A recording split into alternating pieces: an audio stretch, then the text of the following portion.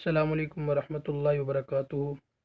آج کا ہمارا عنوان، آج کا ہمارا مضمون، آج کی ہماری ویڈیو صدقۃ الفطر سے متعلق ہے۔ صدقہ کی تین قسمیں ہیں۔ ایک صدقہ تو وہ ہے جو فرض ہے، جسے زکوٰۃ کہتے ہیں، اور ایک صدقہ واجب ہے، جیسے کہ منت ہے، صدقہ فطر ہے اور زمین کا عشر ہے۔ اور ایک طرح جو صدقہ تیسری قسم کا ہے وہ نفلی صدقات ہیں۔ تو آج ہم دوسری قسم جو کہ واجب قسم ہے اس کے بارے میں کچھ مسائل کا مذاکرہ کریں گے۔ تو چلو شروع کرتے ہیں۔ صدقۃ الفطر۔ سوال یہ ہے، صدقہ فطر کس پر واجب ہے اور اس کے کیا مسائل ہیں اور اس کی مقدار کتنی ہے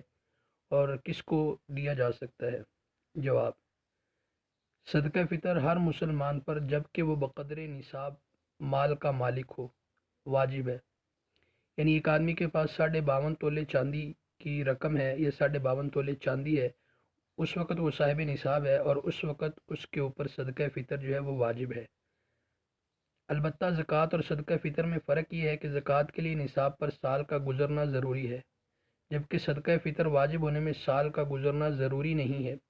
بلکہ اگر عید سے ایک دن پہلے یا تھوڑی دیر پہلے ہی کہیں سے اتنا مال حاصل ہو جو بقدر نصاب ہو تو صدقہ فطر ادا کرنا واجب ہے۔ نصاب کی مقدار زکوٰۃ کی بحث میں بیان ہو چکی، یعنی جس طرح بھی ہم نے بتایا آپ کو کہ اگر 52.5 تولے چاندی ہے تو آپ کے اوپر جو ہے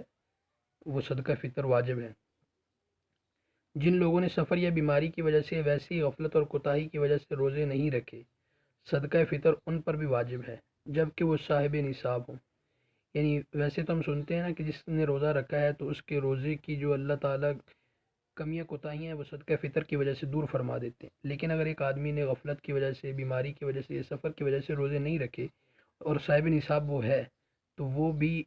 صدقہ فطر ادا کرے گا۔ جو بچہ عید کی رات صبح صادق کے طلوع سے پہلے پیدا ہو اس کا صدقہ فطر لازم ہے۔ یعنی ایک بچہ ہے، وہ چاند تو نظر آ گیا شوال کا، لیکن ابھی صبح صادق نہیں ہوئی، اس سے پہلے بچہ پیدا ہو گیا، تو اس صورت کے اندر جو بچہ پیدا ہوا ہے اس کا بھی صدقہ فطر ہم نے ادا کرنا ہے۔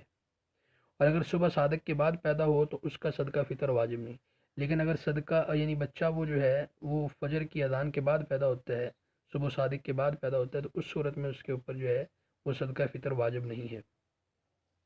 جو شخص عید کی رات صبح صادق سے پہلے انتقال کر گیا اس کا صدقہ فطر نہیں ہے، اور اگر صبح صادق کے بعد انتقال کر گیا تو اس کا صدقہ فطر واجب ہے۔ یعنی ایک آدمی نے رمضان گزارا اور جو چاند رات جسے ہم کہتے ہیں اس میں صبح صادق سے پہلے اگر وہ فوت ہو گیا، صبح صادق کیا ہے کہ جب فجر کی اذان ہوتی ہے اس سے پہلے اگر وہ فوت ہو گیا تو اس صورت کے اندر اس کے اوپر صدقہ فطر واجب نہیں، لیکن اگر وہ اذان کے بعد فوت ہوا ہے تو اس صورت میں اس کا صدقہ فطر ادا کیا جائے گا، اس کے اوپر واجب ہے۔ عید کے دن عید کی نماز کو جانے سے پہلے صدقہ فطر ادا کرنا چاہیے، لیکن اگر پہلے ادا نہیں کیا تو بعد میں بھی ادا کرنا جائز ہے، اور جب تک ادا نہیں کرے گا اس کے ذمہ واجب الادا رہے گا۔ یعنی ایک آدمی کے اوپر صدقہ فطر واجب ہے، اگر وہ عید کی نماز سے پہلے اپنا صدقہ ادا کر دیتا ہے تو مختلف حدیث کی جو کتابیں ابو داود ہے، ابن ماجہ ہے، امام بہقی کی سنن بہقی ہے، اس کے علاوہ بخاری ہے اور ترغیب الترغیب ہے، تو ان کتابوں کے اندر حضرت عبداللہ بن عباس رضی اللہ تعالیٰ عنہ کی روایت میں لکھا ہوا ہے کہ اگر کوئی آدمی صدقہ فطر عید الفطر کی نماز سے پہلے ادا کرتا ہے تو اس کے لیے یہ مقبول صدقہ ہے، اور اگر عید کے بعد ادا کرتا ہے تو صدقہ اس کا ہو جاتا ہے، یعنی یہ فطرانہ اس کا ادا ہو جاتا ہے، لیکن وہ ایک عام صدقہ بن جاتا ہے جسے ہم نفلی صدقہ کہتے ہیں۔